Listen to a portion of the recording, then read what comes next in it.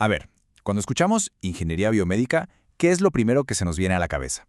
Chance y pensamos en alguien con bata blanca, no sé, arreglando una máquina de resonancia magnética. Bueno, pues la realidad es muchísimo, pero muchísimo más fascinante.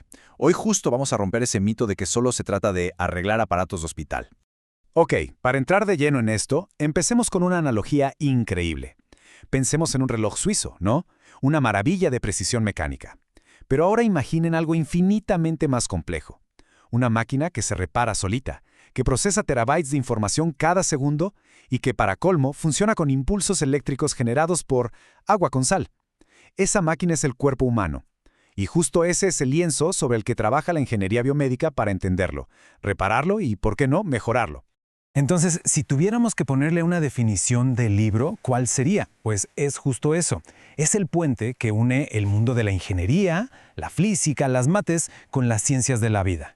O sea, no es nada más tecnología por un lado y biología por el otro. No, no, no. Es el punto exacto, la intersección donde estas dos fuerzas se juntan para crear soluciones que antes sonaban a ciencia ficción. Y justo entender esa intersección nos lleva al primer gran tema. El cuerpo humano no es solo un montón de órganos y ya. No. Visto con los ojos de un ingeniero, es el reto de diseño más grande que existe. Es por mucho el sistema más complejo y sofisticado que conocemos.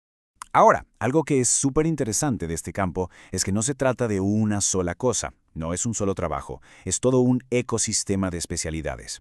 Y para entender cómo funciona, vamos a desglosar lo que se consideran los 4 grandes pilares de la ingeniería biomédica de hoy.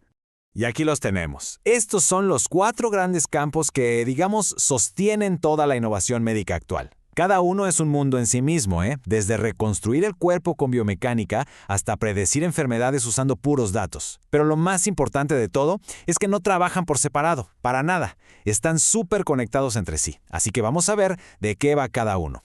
El primer pilar es chance del que más ubicamos. Aquí es donde el metal y la carne, literal, se encuentran. Pensemos en prótesis, en exoesqueletos. El objetivo no es nada más poner un reemplazo y ya, no. La meta es devolver la función, el movimiento y, al final del día, la independencia a una persona. Y todo esto a través de un diseño que tiene que ser increíblemente empático. Vamos con el segundo pilar. Este es básicamente el que le da superpoderes a los médicos, sus ojos para ver por dentro del cuerpo.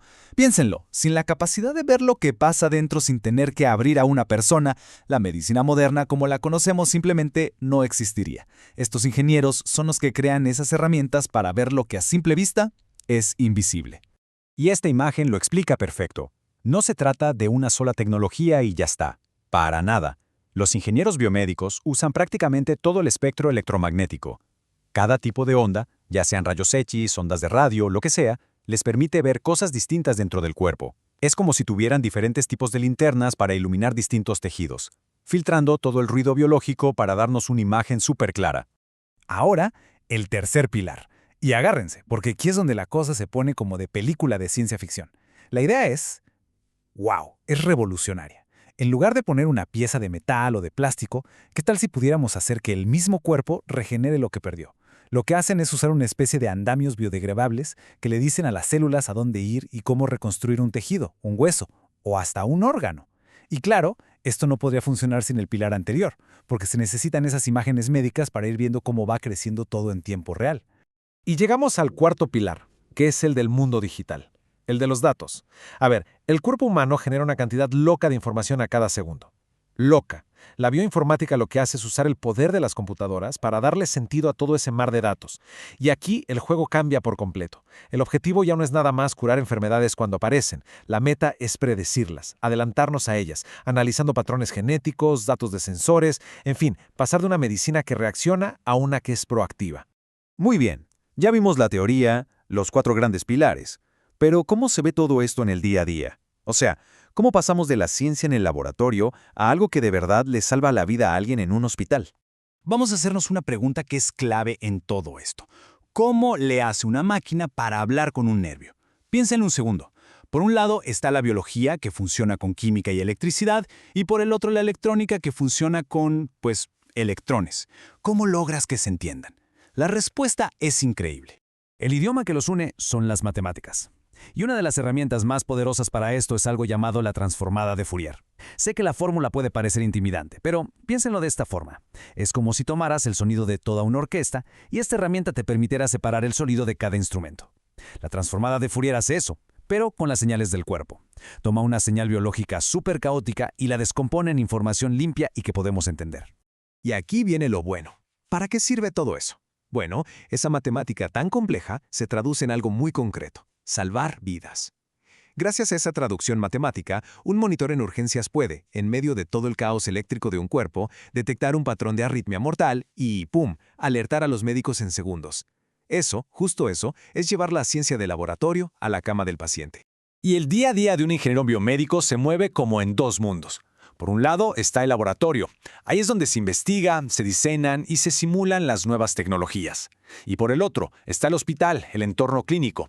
Ahí es donde se aseguran de que todos esos aparatos funcionan a la perfección con una precisión milimétrica y sobre todo que sean 100% seguros para los pacientes. Y aquí va un dato curioso que me encanta porque humaniza muchísimo su trabajo. En el fondo, un ingeniero biomédico tiene que ser un traductor. Imagínelo, tiene que ser capaz de hablar el lenguaje súper técnico de los programadores y, 5 minutos después, voltearse y explicarle a un cirujano, en lenguaje de médicos, cómo funciona un aparato y por qué puede confiar en él. Es un puente entre dos mundos.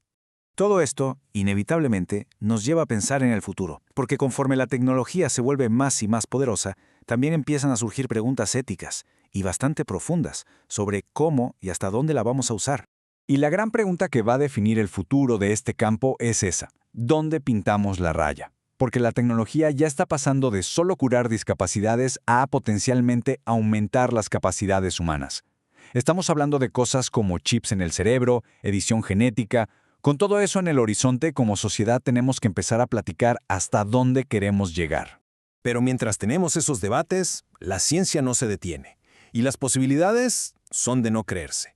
Estamos hablando de un futuro que no está tan lejos, con cosas como un páncreas artificial que maneje la diabetes por sí solo o sensores en la retina que le devuelvan la vista a la gente.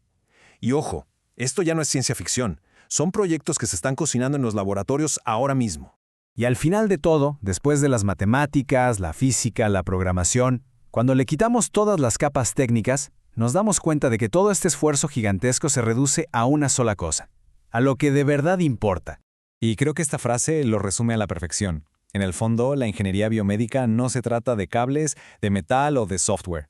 Se trata de personas. Se trata de usar todo el ingenio humano para devolverle a alguien algo que no tiene precio: su autonomía, su dignidad, la oportunidad de vivir una vida plena. Y esa es quizá la forma más poderosa de ingeniería que pueda existir.